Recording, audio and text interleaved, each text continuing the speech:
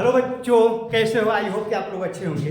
आज हम लोग चतुर्भुज के जो टाइप ऑफ मैंने जो चतुर्भुज के जो प्रकार होते हैं, आयत भी एक प्रकार का चतुर्भुज है। तो आज हम लोग आयत के बारे में पढ़ेंगे, है ना। अब आप कहेंगे सर चतुर्भुज के बारे में, तो चतुर्भुज के बारे में अच्छे से हम बता दिए हैं। एक छोटा सा वीडियो 6-7 मिनट का है, उसके बाद चतुर्भुज के बारे में बताया है ना। आज जो चतुर्भुज के जो टाइप्स होते हैं, चतुर्भुज के अंतर्गत जो आयत आते हैं, आयत भी एक प्रकार का चतुर्भुज ही है। आयत का एक प्रकार का चतुर्भुज है।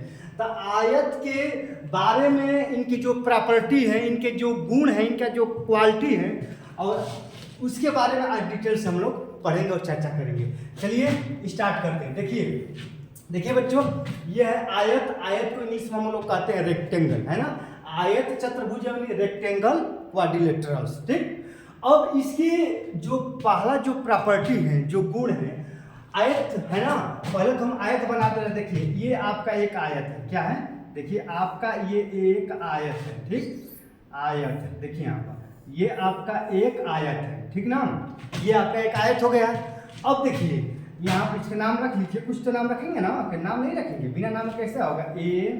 ABCD आपका ये एक आयत हो गया। ABCD आपका एक आयत हो गया, ठीक ना। अब देखिए यहाँ पर, अब इसका जो पहला जो प्रॉपर्टी है, पहला देखिए यहाँ पर समझिए। क्योंकि अगर आप 9th में हैं या 10th में हैं, या छोड़िए ना किसी भी क्लास में हैं, या आप देखिए आप 6 से स्टार्ट होता है। 6, 7, 8, 9, 10, 11, 12 समझ में आ रहा है ना। 6 के अलावा आप मैंने 6 में हैं, या आप 7 में हैं, या आप 8 में हैं, या समझ रहे हैं ना, या आप 9 में या 10 में, 11, 12 सभी में ये सब आते हैं, है ना। तो अगर आप इसके प्रॉपर्टी गुण के बारे में अगर आप नहीं जानेंगे तो फिर आपको दिक्कत होगी। तो देखिए यहाँ पर, तो आयत आपका हमने एक आयत बना दी, उसका नाम रख लिया ABCD। अब इसकी कुछ हम प्रॉपर्टी और गुण के बारे में बताने जा रहे हैं ना। अच्छे से समझने का प्रयास करिएगा। आमने सामने की भुजाएं बराबर होती है। देखिए आयत है ना, तो आयत के आमने सामने की भुजाएं क्या होती है बताओ? आयत है, ये आपका एक आयत हो गया। तो आयत के आमने सामने की भुजाएं बराबर होती है यार। आमने सामने की भुजा मतलब क्या?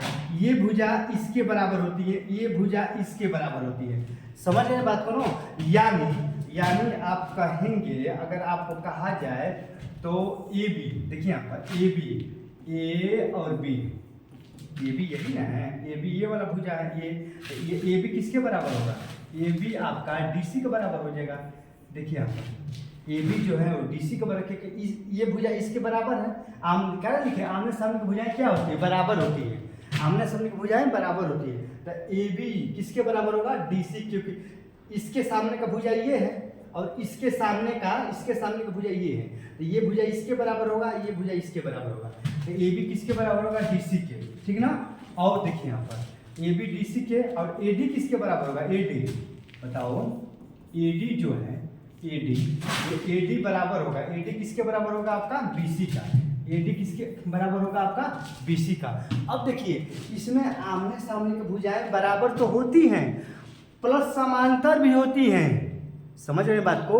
आमने सामने की भुजाएं, ये भुजा इसके बराबर होगा और ये भुजा इसके समांतर भी होगी। समांतर का प्रतीक हम बताएं। समांतर का प्रतीक क्या है? यही समांतर। जहाँ ऐसा अगर आपका प्रतीक लग गया, ऐसा चिन्ह जहाँ पर भी दिखाई दे देगा, इसका मतलब वो समांतर का प्रतीक है।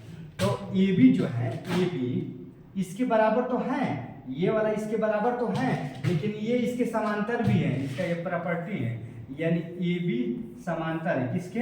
DC के। उसी तरह AD बराबर भी है और बराबर के साथ साथ क्या है?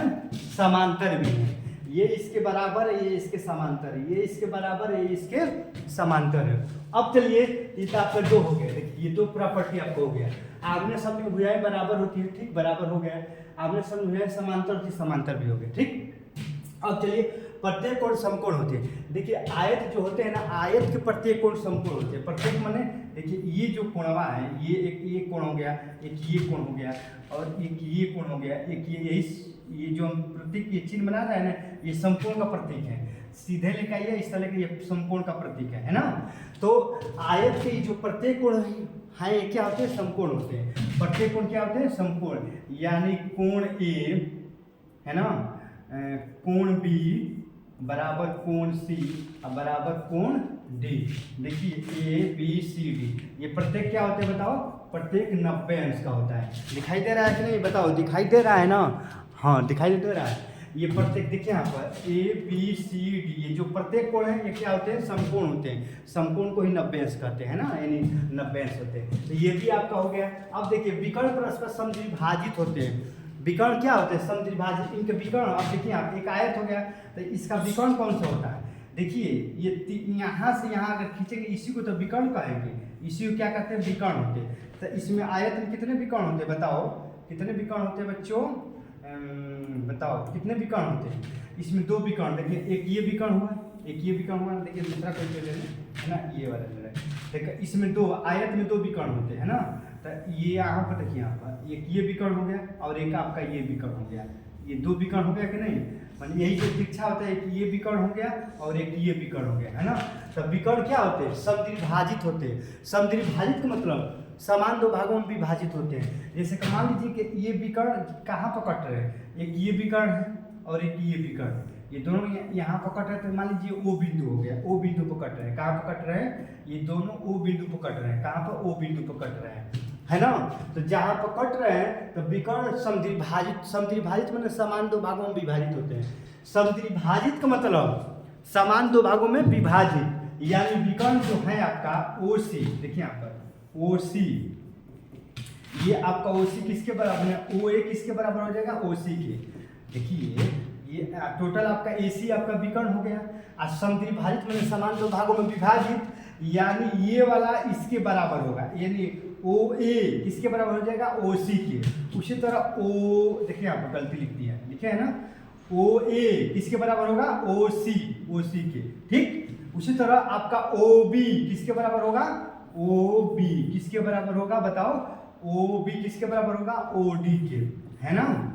ओ बी किसके बराबर होगा, ओ डी के। एक बार ध्यान रखिएगा, ये विकर्ण जो होते हैं ना आपस में बराबर नहीं होते हैं, लेकिन ये जो विकर्ण हैं ये जहाँ पर भी ये काटते हैं, यहाँ पर काट रहे हैं ना, तो काटने के बाद ये विकर्ण समान दो भागों में विभाजित, माने ये वाला यहाँ से ये वाला भाग इसके बराबर होता है और ये वाला भाग इसके बराबर होता है ना। यही तो लिखे है ना। ये भी आपका चौथा प्रॉपर्टी भी हो गया। अब देखिए पांचवा प्रॉपर्टी, विकर्ण परस्पर बराबर। अब देखिए विकर्ण परस्पर बराबर होते हैं, है ना। विकर्ण क्या होते हैं, विकर्ण परस्पर बराबर होते हैं। अब इनके विकर्ण भी क्या होते हैं, विकर्ण क्या होते हैं बताओ, बराबर होते हैं। अब विकर्ण क्या है आपका, विकर्ण आपका एसी है, यहाँ पर लिख लो, देखो विकर्ण एसी, देखो विकर्ण एसी है ना, बराबर हो किसके, विकर्ण आपका किसके, देखिए विकर्ण एसी किसके बराबर होगा, विकर्ण बीडी के बराबर, किसके, बी और डी के, है ना। समझ जाओ, देखो यहाँ पर दिखाई दे रहा है कि नहीं, बस ये देख लें कि दिखाई दे रहा है कि नहीं, फिर दिक्कत होगी। दिखाई दे रहा है। अब देखिए यहाँ पर जो भी प्रॉपर्टी है ना, हम बता दिए हैं। एक बार और समझो, देखो ये आपका देखिए, एक बार इसको मिटा रहे हैं, है ना, यहाँ पर हमने इसको मिटा दिया। एक हमने आयत, देखिए यहाँ पर हम एक आयत बना रहे हैं, देखिए एक हमने आयत बना लिया, ठीक, हम एक आयत बना लिया है कि नहीं, एक हमने आयत बना लिया। अब इसका नाम रख दे रहे हैं कुछ, मान लीजिए नाम ए बी सी डी, हमने नाम रख लिया।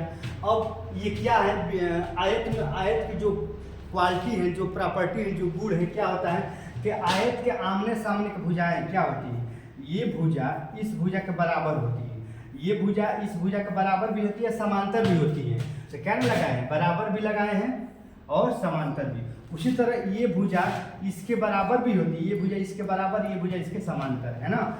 आयत जो है ना, आयत के प्रत्येक कोण समकोण होते हैं, ये भी 90 अंश का, ये भी 90 अंश का, ये भी 90 अंश का, ये भी 90 अंश का, ठीक है, सभी कोण 90 अंश होते हैं। अब चलिए इतना समझ में आ गया ना। अब इसके विकर्ण के बारे में चलिए, तो इसके जो विकर्ण होते हैं, देखिए ये आपका एक विकर्ण, देखिए यहाँ पर दूसरा हम कोई ले रहे हैं, फिर ये ले रहे हैं, देखिए ये आपका विकर्ण हो गया, आपका ये विकर्ण हो गया और आपका ये विकर्ण हो गया, है ना। कहीं पर कट रहा है कि नहीं, यहाँ पर कट रहा है, इसे कोई दूसरा बिंदु मान लीजिए ओ पर कट रहा है, ओ। तो ये जो आयत का विकर्ण एक तो बराबर होते हैं, विकर्ण कौन है, विकर्ण आपका एसी है ना।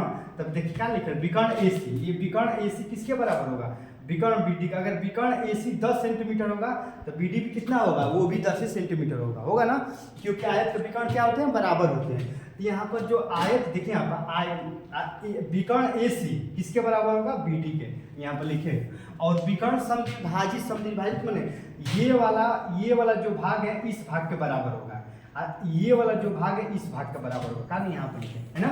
तो आई होप कि आप समझ गए होंगे ये आयत के कुछ प्रॉपर्टी है, कुछ गुण है, इतना काफ़ी है, इतना सफिशियंट है, ठीक है ना।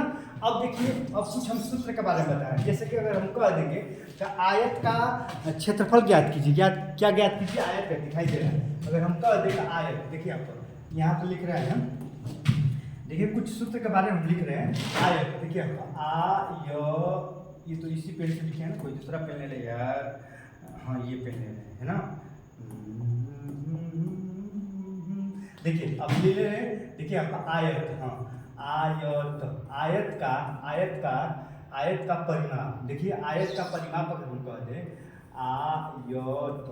आयत का, देखिए यहाँ पर देखिए बच्चों परिमाप, तो परिमाप मतलब क्या होता है। देखिए किसी का भी आप परिमाप निकालेंगे, एक बार बता देते हैं मोटा मोटी। देखिए आयत हो चाहे वर्ग हो चाहे कोई भी चतुर्भुज हो, अगर किसी का भी परिमाप निकालेंगे तो उसका सभी भुजाओं को अगर आप जोड़ेंगे तो वही तो परिमाप होता है यार। सभी भुजाओं को अगर आप जोड़ेंगे तो उसी का वही परिमाप हो। जैसे कि त्रिभुज की सभी भुजाओं को जोड़ेंगे तो त्रिभुज का परिमाप निकल जाएगा, चतुर्भुज की सभी भुजाओं को जोड़ेंगे तो आपका उसका परिमाप निकल जाएगा, पंचभुज के पांचों भुजाओं को जोड़ेंगे तो उसका परिमाप निकल जाएगा। परिमाप का मतलब क्या, भुजाओं का योगफल, समझ रहे हैं ना। आप नहीं तो याद कर लीजिए, सूत्र भी है ना। आयत का परिमाप क्या होता है, 2 कोष्ठ में लंबाई प्लस चौड़ाई, यही ना होता है। देखिए आयत का परिमाप क्या होता है, 2 कोष्ठ में लंबाई प्लस चौड़ाई, ठीक ना। अरे आप समझ ही रहे कि ये लंबाई है, ये इसका लंबाई है, और ये क्या है आपका चौड़ाई। ये आयत है तो आयत की ये लंबाई मान लीजिए, ये क्या मान लीजिए चौड़ाई। तो लंबाई कुछ दिया होगा, चौड़ाई, इन दोनों को जोड़ कर 2 पूरा कर देंगे परिमाप निकल जाएगा। आयत का क्षेत्रफल क्या होता है बताओ। आयत का क्षेत्रफल जो होता है ना, आयत का क्षेत्रफल क्या होता है, लंबाई गुणे चौड़ाई, गुणा होता है, ये प्लस होता है यहाँ पर। यहाँ पर आयत का क्षेत्रफल लंबाई गुणे चौड़ाई है ना। तो आई होप कि आप समझ गए होंगे आयत की जो भी ये प्रॉपर्टी है, इतना तो आपको दिमाग में रखना ही पड़ेगा, है ना। तो बाकी अब अगले वीडियो में समझेंगे, ठीक है ना। जय हिंद।